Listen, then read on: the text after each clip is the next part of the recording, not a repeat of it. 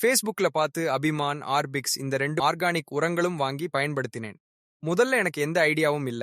அவங்கள தொடர்பு கொண்டு, அவங்க சொன்ன மாதிரி பண்ணேன். இப்ப வாழைப்பழங்கள் நல்லா வந்திருக்கு. ரிசல்ட் ரொம்ப நல்லா வந்திருக்கு. 4 மாசமா வாழை மரம் நல்லா வளரல. இந்த மாசம் நல்ல வளர்ச்சி இருக்கு. இந்த மருந்து பயன்படுத்தினதுக்கு அப்புறம் எந்த பிரச்சனையும் இல்ல. வாழை மரத்துக்கும் எந்த பிரச்சனையும் இல்ல. விவசாயத்துக்கும் எந்த பிரச்சனையும் இல்ல. ரொம்ப நல்லா இருக்கு. என் பேர் புட்டண்ணா. நான் தும்கூர், கர்நாடகாவை சேர்ந்தவன். எனக்கு 10 ஏக்கர் விவசாய நிலம் இருந்தது.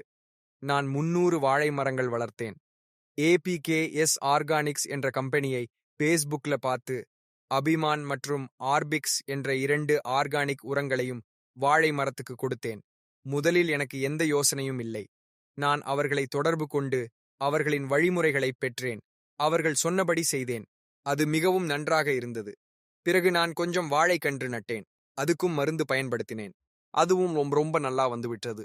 அனைத்து விவசாய மக்களும் வந்து பார்த்துவிட்டு, இது 4 மாத வாழை மரம் அல்ல, இது 6 மாத வாழை மரம் போல இருக்குது.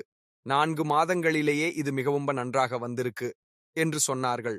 மருந்தை பற்றி எந்த பிரச்சனையும் இல்ல. விவசாயத்துல எந்த பிரச்சனையும் இல்ல.